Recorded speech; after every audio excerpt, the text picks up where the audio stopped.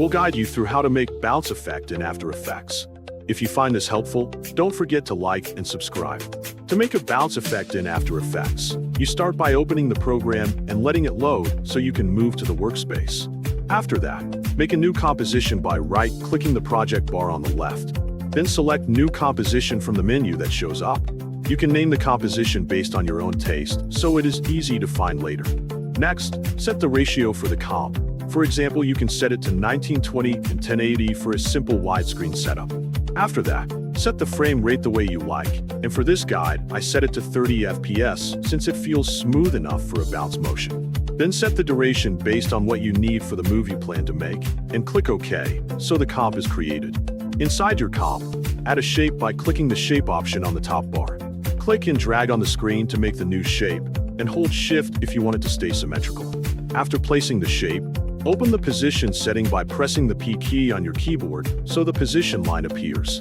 Turn on keyframes by clicking the stopwatch icon on the left side of the position line. Then add 2 keyframes with a distance of 2 frames between them to mark the start and end of the first move. Set the first keyframe as the first position. Then set the second keyframe as the second position so the object moves the way you want. After you place both keyframes, select them and copy them.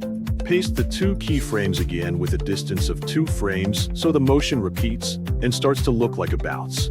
After that, select all the keyframes and right-click the position setting. Then select Keyframe Assistant from the list that appears.